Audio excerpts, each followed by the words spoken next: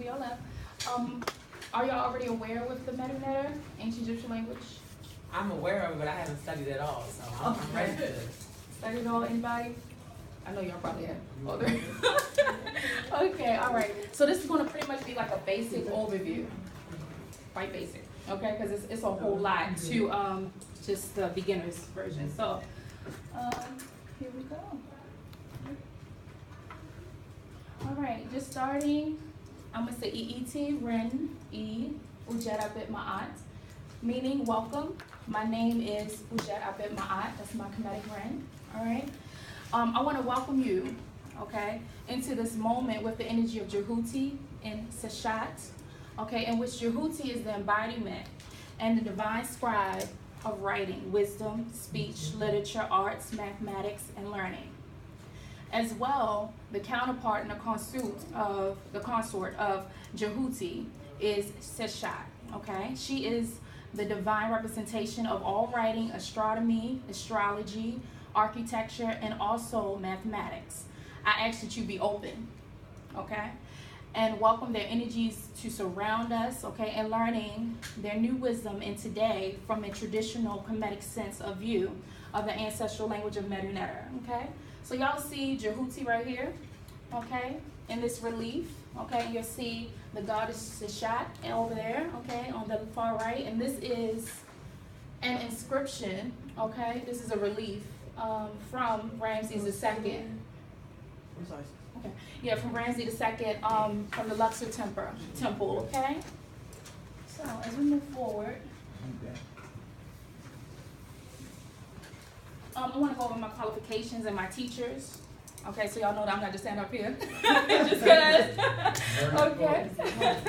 All right. I'm a third level advanced Medu Neter Sabati. Sabati means student.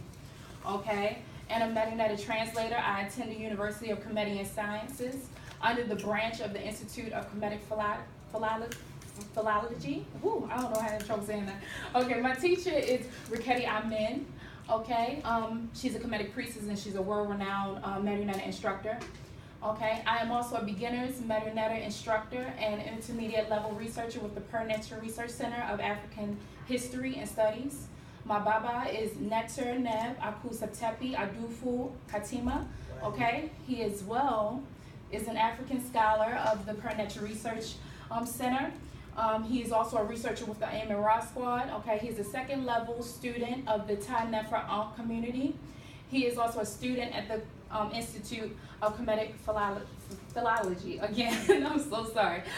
Which is the study of Medu Neter and linguistics. Okay, and then another one of my teachers is Baba Haru Ka Anu. Okay, he's a Kemetic priest of the Ta Nefra Ankh community here in Baltimore. Okay, and he works with traditional African spirituality, rituals, and community work. And then I had another Baba, okay, which is Shah Maat. He's a community leader with the Earth Center. Okay, he's pretty much a mentor to me, okay, with the Kemetic Spirituality Foundation from a Dogon perspective. All right, so let's begin. All right, we always start. It's a sacred African ritual that we always start with the Hotep de Nasu before we actually go into any type of information, okay? So we're going to recite this, okay? This is going to be a voice offering to the Neteru, okay?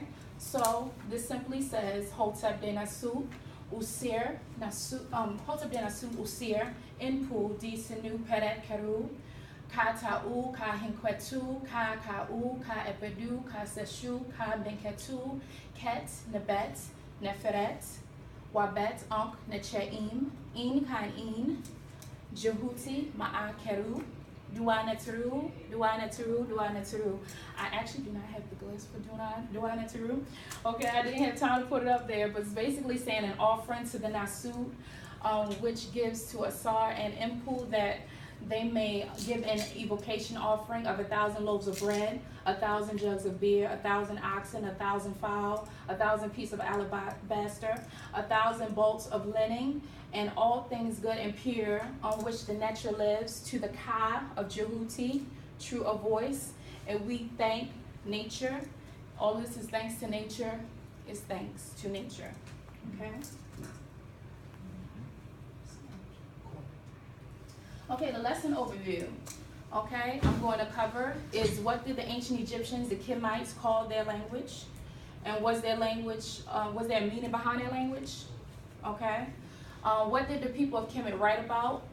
What did the people of the Nile Valley call their land and themselves? What is the different forms that make up the writing system? What are the examples of the forms you will see written? Why is it important today?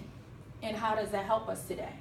Okay, and then we're going to do an introduction into the alphabet. If we have time, I'll go through like a little exercise that y'all can actually do to like write your names.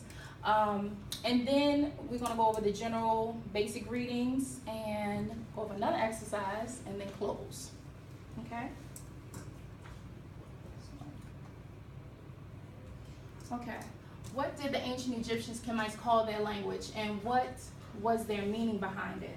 Okay? What people know today as the Egyptian hieroglyphs were something very quite different from the people whom lived in that period of time.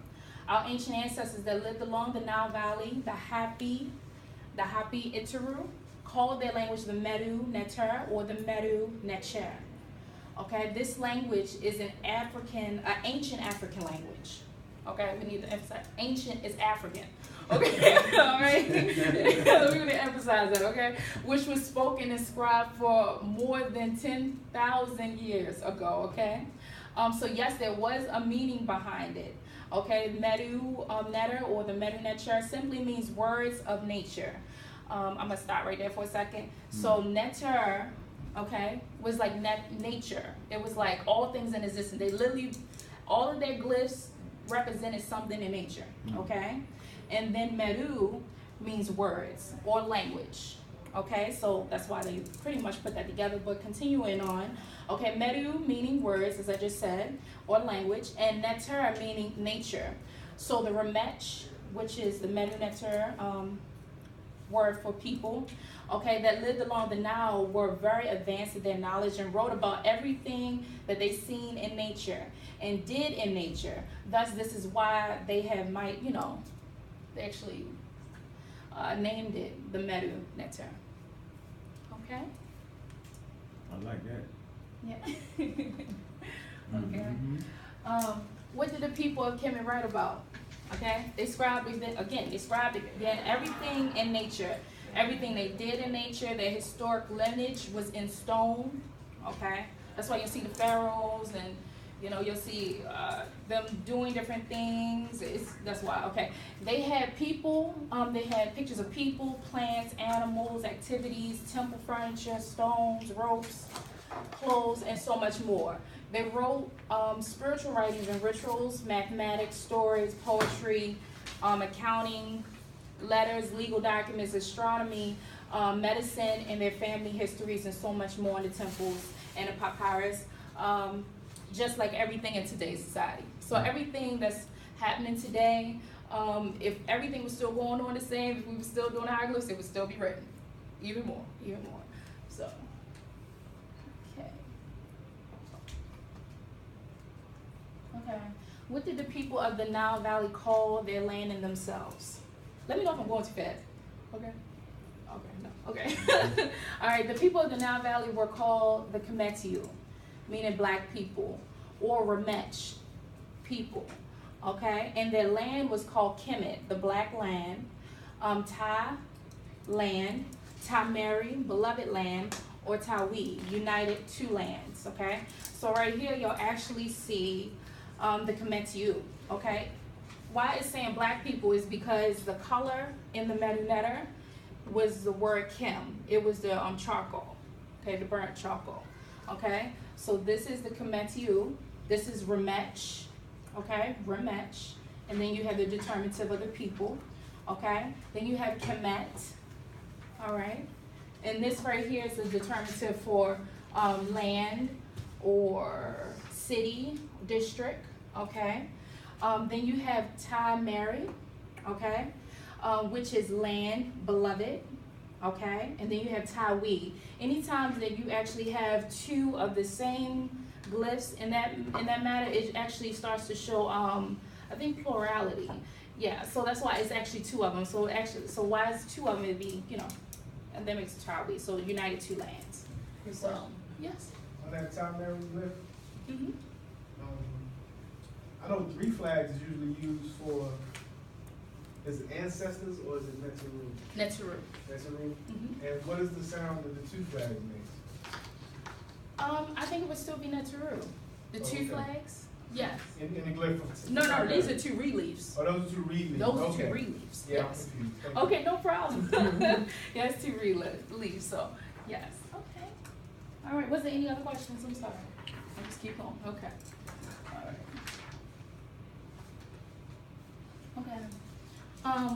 What is the different forms that make up the writing system? Okay, we have the phonetic signs, which is the alphabetic signs, which we're actually gonna look at today. That's probably the only thing we're gonna look at today, okay? There's 25 picture signs. We got the biliteral signs, okay, which is 1 picture that has a sound of 2 consonants, okay? So it's like 2 letters that would actually make up a Consonant biliteral. blend. Huh? Like a consonant blend. Yes. There we go, thank you. And then we got our triliterals, that's the same thing, it's just 3 consonants, okay? And then our determinatives, they do not have sound value. They actually come at the end of the word, okay? And that's pretty much to give like a meaning, an idea of whatever is actually being talked about, okay? Any questions? I was actually going to show these. I didn't have enough time to actually show an example of each one, but I do have these books here with me, whereas though after this I can, there we go. Yeah, well we can actually show the difference between the biliterals, triliterals, and you're going to see the alphabetic phonetic signs. Thank you. Yeah.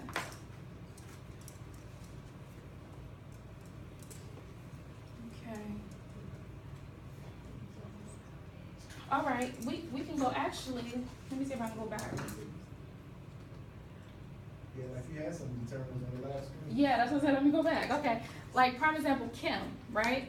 Kim, just this by itself, don't even worry about just this alone, okay? That could be used as a biliteral, okay? KM, Kim. All right, and again, that also could mean the color black. Okay, I'm gonna use that as just an example. Black, but yeah, that is an example of a biliteral. Okay, a triliteral. I don't think I have an example. A triliteral, which you can actually pass this around. As you notice, it will have 3. Okay.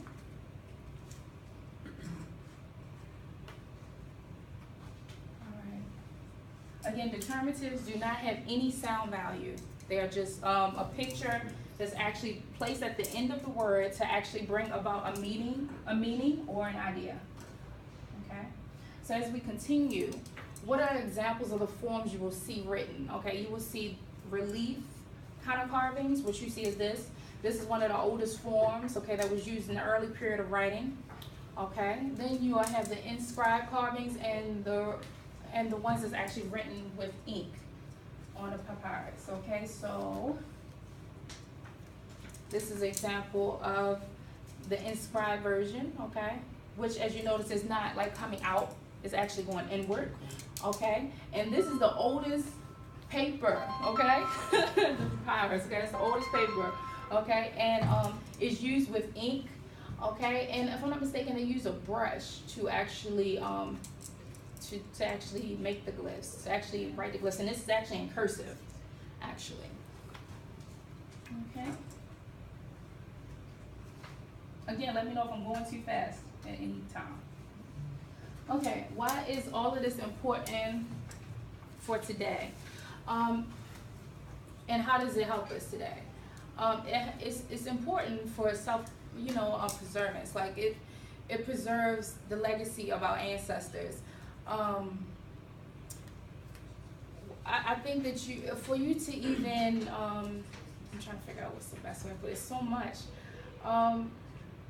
We just needed to actually move forward. Okay, yes. I was going to help add on. Okay, go for it. I'm open. Look at it as our classical language. Definitely. Most of the things that we deal with when it comes to medical, legal, it has a Latin root. or Greek root. This is our classical language that a lot of things have come out of, and that we can build and make more things Right. come out of. Right. Okay. Anybody else think why it will be important for us to use that? What I have learned is, you know, a lot of the stuff that we say it causes curse on us, and we're not even like A-E-I-O-U. I was reading that was a curse, and another. I mean, this is what I read. I don't know it to be true, but I have been reading more. I've read more than one time that certain things in the English language are we're not conscious of it because we don't know it because this is the only language that a lot of us know, but it is actually causing curses. So that scares me that I only know one language. Well, I'm not sure I would say curses. I would maybe the energy, maybe the energy of it. Oh, because you don't want to move into spookism. Okay. You don't want to move into that. Okay. So yeah, maybe like the just the energy of the words, and then also just us not knowing our ancient roots. You see what I'm saying? But I think we should be rooted in some form of an African language. But I'm saying I think it's just from us not knowing anything that's connected to home. That would This is what Claire, there is, you know, he's saying it's a language, it's a writing system, to be more accurate. It's a writing system, and it was many African languages is in the Nile. You know, you had Niger-Congo speakers, you had Afro-Asian speakers, you had Nilo-Saharan speakers. And to this day, we can compare African languages with the words that we find in this writing system of Uadjet. So I wouldn't say it's a language, it's not a language, it's actually a writing system, you know, to be more accurate. But it is still a language because, like the sister pointed out, Medu can mean words spoken and things of that nature. But when we dealing with the Uadjet, as far as the glyph writing, is a writing system. And it was many different types of Africans. It's not just one phenotype of African. You got many different tribes of Africans. You know, when you study Egyptian culture, you'll see that it was different types of tribes along, you know, the Nile. So they had different dialects. Like you got different brothers in Baltimore speak different. You got some slang different in the East, and you got some slang different in West, but the concepts are still the same. You know, so still, like the sisters, you know, pointed out, and like the brother, I agree wholeheartedly with my brother back there, is that they have their classical languages that they can fall back on and build from out of. But we as ours. Right there. And then they forget that, you know, a lot of people say, oh, Egypt this, and then forget that Egypt is in Africa. So that's our classical language, even though it's our classical languages. You know, I can't say that, me in particular as a researcher, I wouldn't say that's my classical language, but I get what the brothers is pointing out. That's our high culture, because you had the Nubians that had their spoke languages, but they were more of a lingual type of society. They didn't write, because they was pastoralists. You know, they was a different type, and a lot of Kitmayu were agriculturalists, so they had time